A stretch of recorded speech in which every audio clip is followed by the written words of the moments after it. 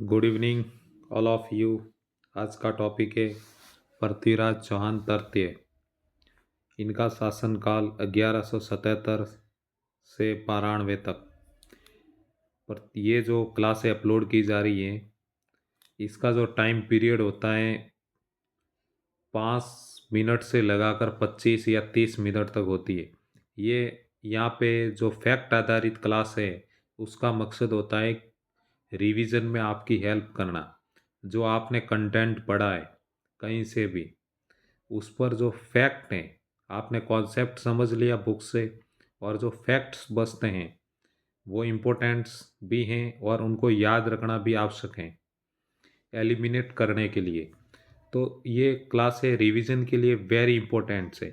इसमें सारी प्रमाणिक जो बुक्स हैं, कंटेंट हैं, उस पर उसमें जो भी फैक्ट्स हैं उसमें शामिल कर लिए गए।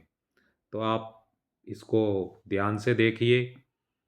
निश्चित ही रूप से आरपीएससी आरएसएसबी के जितने भी एग्ज़ाम्स होते हैं, उसमें अगर ये टॉपिक हैं तो इनसे क्वेश्चन आने की भरपूर 100% संभावना है।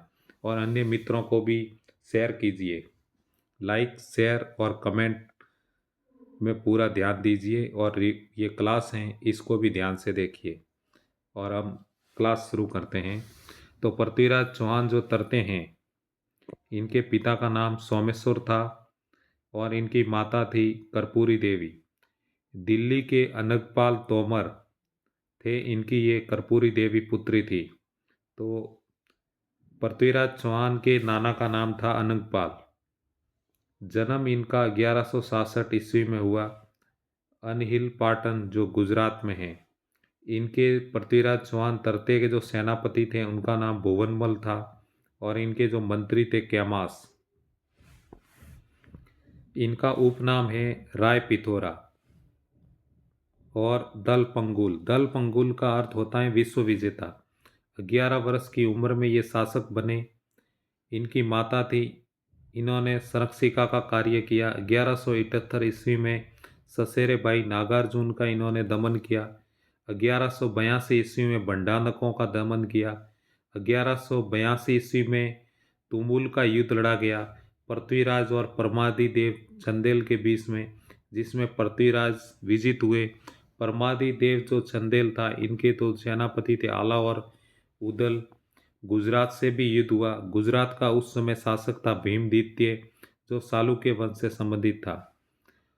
फिर पृथ्वीराज व भीमद्वितीय के सेनापति जगदेव प्रतिहार के बीच एक संधि हुई, संयोगिता विवाद।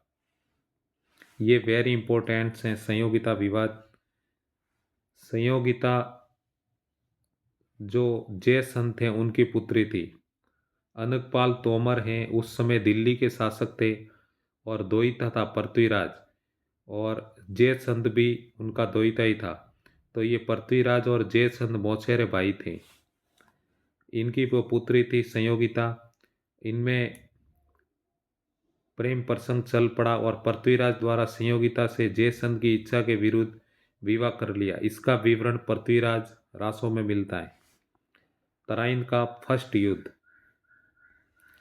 1191 में पृथ्वीराज व मोहम्मद गोरी के बीच लड़ा गया, जिसमें पृथ्वीराज हैं इन्होंने विजय हासिल की। मोहम्मद गोरी 1175 में इन्होंने मुल्तान को जीता था। गोरी वंश के गयासुद्दीन गोरी का एक छोटा भाई था और गजनी का गवर्नर। तात्कालिक कारण था भटिंडा तबर हिंद सर हिंद पर अधिकार को लेकर। पृथ्वीराज के साथ दिल्ली का गवर्नर गोविंदराज व सेनापति सामुंडराव भी शामिल थे। तराइन का द्वितीय युद्ध 1192 में लड़ा गया, जिसमें पृथ्वीराज चौहान तरते की हार हुई। मोहम्मद गोरी विजित हुआ, और पृथ्वीराज ऐसा कहते हैं कि पृथ्वीराज चौहान को अपने साथ ले गया, और ये निर्णायक युद्ध था। इस युद्ध के बाद भारत में मुस्लिम साम्राज्य की नींव पड़ी। इसमें पृथ्वीराज का जो घोड़ा था उसने भी विभिन्न प्रकार के अपने साहस का परिचय दिया। इसका नाम नाट्यरंबा था, नाचने वाला घोड़ा। दरबारी विद्वान थे जयानक, विद्यापति गौड़, विश्वरूप, वागीश्वर, जनार्दन, चंद्रबरदाई। पृथ्वीराज रासों को जलन ने पूरा किया था। इसकी शुरुआत चंद्रप्रदाय ने की और ये जलन था इनका चंद्रप्रदाय का ही पुत्र था। पृथ्वीराज के शब्द भेदी बाण द्वारा गौरी की मृत्यु हो जाती है।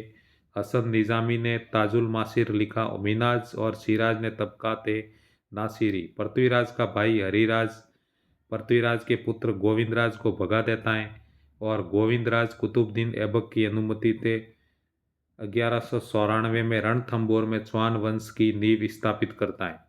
ख्वाजा मोइनुद्दीन चिश्ती हैं पृथ्वीराज चौहान के समय भारत आते हैं। तो इस प्रकार आज का ये टॉपिक था पृथ्वीराज चौहान तृतीय। तो सभी एग्ज़ाम्स के लिए इम्पोर्टेंट्स तो है ही हैं, लेकिन ये रीट मेंस को टारगेट करते हुए आज अपलोड किया जा रहा है। तो मिलते हैं अगले ही किसी नेक्स्ट टॉपिक में, नेक्स्ट क्लास में। जय हिंद, जय भारत, धन्यवाद। और चैनल को सब्सक्राइब करते रहिए, कमेंट करते रहिए और लाइक दबा के करते रहिए। धन्यवाद।